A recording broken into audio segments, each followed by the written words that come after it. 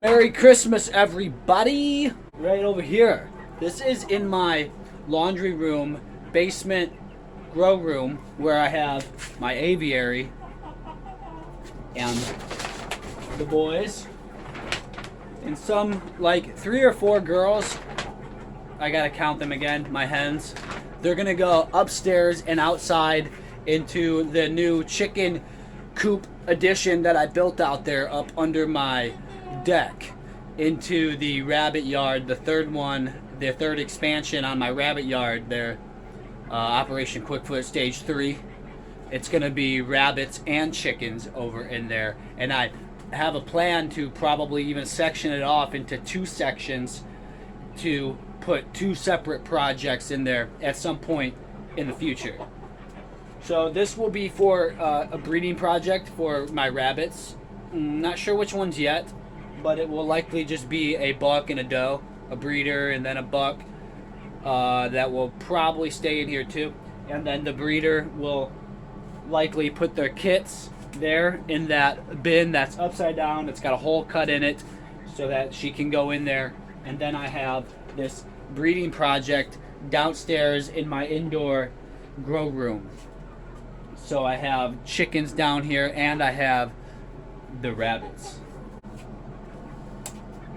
Now, we'll go upstairs, talk about a few things.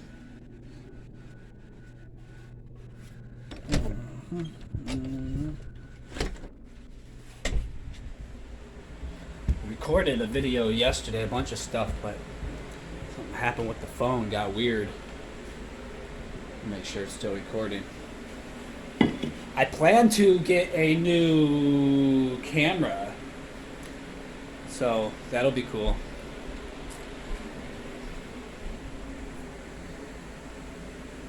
In here, I have my baby chicks. They're getting ready to go downstairs probably today.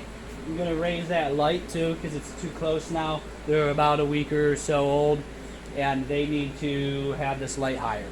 Baby chicks, for the first week of life, you want to have their heat at 95 degrees. The following week, lower it by 5 degrees, and you do that every week for 4 weeks straight, and then they're weaned off of the heat lamp. That's the main idea with the chicks. You got to watch for pasty butt. That's where they can get their butts backed up with poo.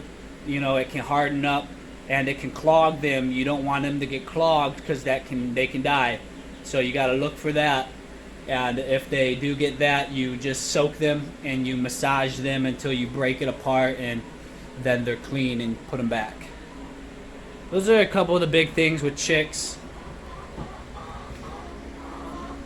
In here in the grow room, everything's looking good. I gotta water the plants here. The cannabis is doing really good. I come in here and I trim the fan leaves like every week, the big leaves, trim it down, and I've already topped these ones.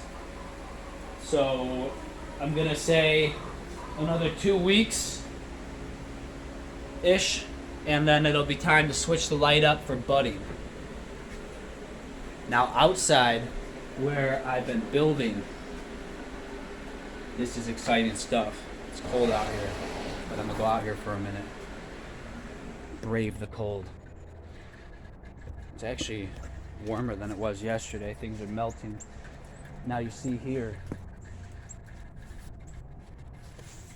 this is the coop that I built.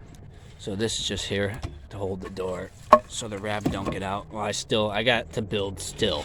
I got to continue building. But you see in here, I went ahead and I set up the roost bars. Now I'm gonna seal those cracks where you see the light coming through. I'm gonna seal those with a board so there's no draft or wind or whatever, but this is where the chickens are gonna come into. I'm not sure how many are gonna be in here, but I built these boxes so they slide out. They're crate style nesting boxes, and there's a heat mat underneath them which is wired, and it's going to keep the boxes and the eggs from freezing is the idea. And right in here I'm gonna put the feed and the water, and I'm probably gonna put another heat mat down here. So with these heat mats, I was even thinking, you know, and the chicken's body heat. Look at the baby rabbit. Well, mama rabbit. And the chicken's body heat should keep that box pretty warm. And at some point I may build another one over here and section this off into 2 sections like I was saying, and have a separate project over here and a separate project here. So that's the build so far. I did a lot of work on that. Up front here is pretty much just my workstation. I built this fence with pallets to fence in my front yard. This is where I do my harvest with the chickens and then the rabbits, the guillotine, and that.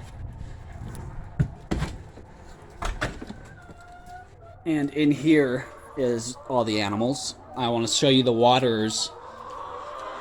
So there you can see that's a heated waterer. It's a lid to a bin that I secured the water to help to hold it sturdy and steady. And over here, so let me move this light.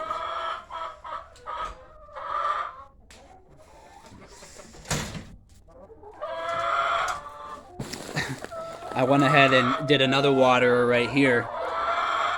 So this was an old waterer from last year, and the cord ripped, so this actually doesn't work, this one here, but there was this bowl secured to it, which I put this heater on top of that bowl, and then on top of that heater is the watering can.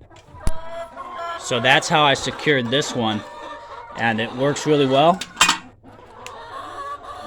And down in here, same thing, they got a water heater, which, you know, the cords, you got to watch the cords, keep them up and out of the way, and secure them so the rabbits don't get to them and chew on them.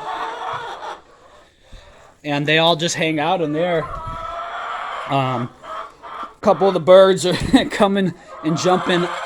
I forgot to close this up last night, but I usually close this and I close that there, and they don't get out. But when they do and I forget, they come in here and they lay their eggs down in here. See, there'll probably be some eggs in here.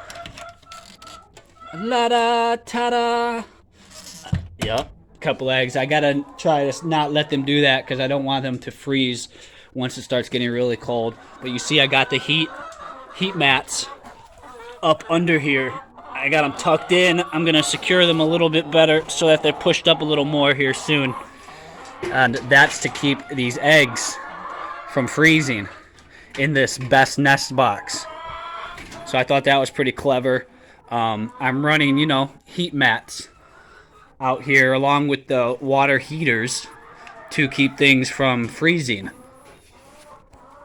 And there's even out in the tractor out here. Show you that.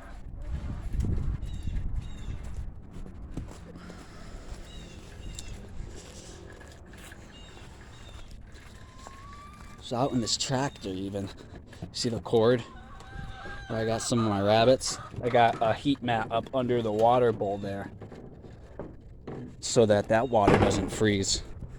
So I set up some security because, well, I'm a prepper. And I thought it was clever.